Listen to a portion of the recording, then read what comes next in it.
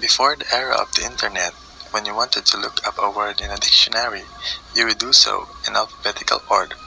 This made it easy, and this is the simplest example of sorting.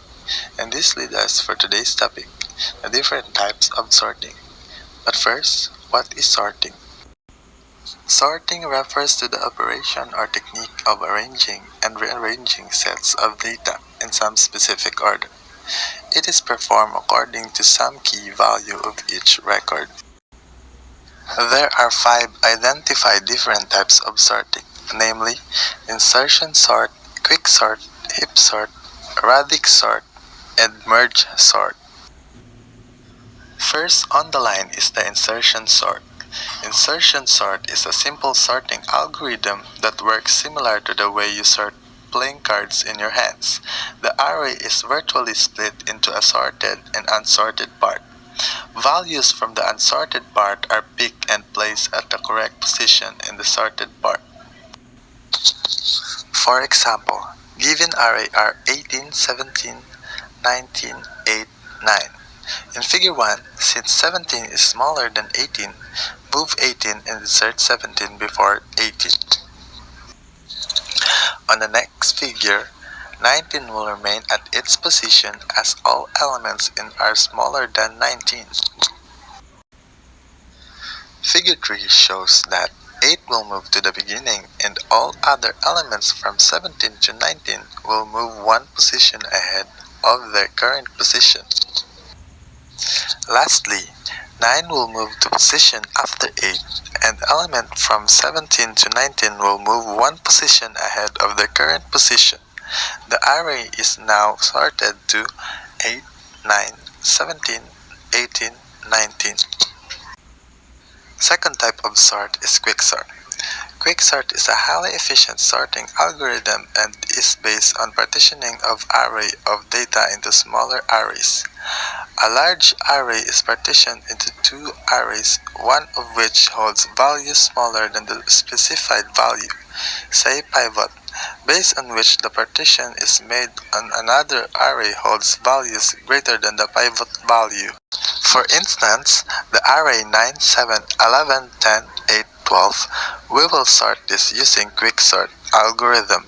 To sort this array, step 1, determine the pivot which is 10. Then step 2, start pointers left and right, positing it to 9 and 12. Step 3, since 9 is less than 10, move the left pointer. Step 4, since 7 is less than 10, move the left pointer. Since 11 is greater than 10, we have to stop. Step 5. Since 12 is greater than 10, we have to move the right pointer. 8 is less than 10, so the pointer will stop. Step 6. Swap the values 11 and 8. 8 will be positioned on the left and 11 is on the right. Step 7. Move the pointers one more step. Lastly, step 8. Since 5 is equal to 5, move the pointer left and right. One more step. The array is now sorted in ascending orders. Next is the heap sort. Heap sort involves building a heap data structure from the given array and then utilizing the heap to sort the array. Step 1. We will heap an unsorted array which is 4, 20, 2, 15, 9, 8. Step 2. At this step, we transform the unsorted array into a heap. Step 3. Since we need a max heap to implement a heap sort, we transform it to a max heap. Lastly, we finally sorted our heap to descending array. The second to the last type of sort is the radix sort. Radix sort algorithm, a list of integer numbers will be sorted based on the digit of individual numbers. Sorting is performed from least significant digit to the most significant digit.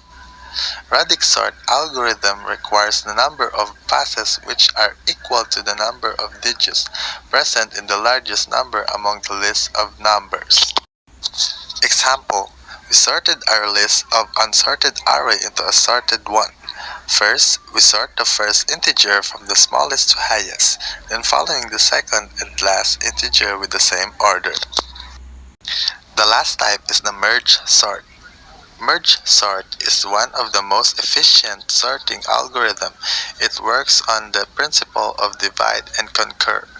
Merge sort repeatedly breaks down a list into several sublists until each sublist consists of a single element and merging those sublists in a manner that results into a sorted list. On the given example, first divide the list into the smallest unit.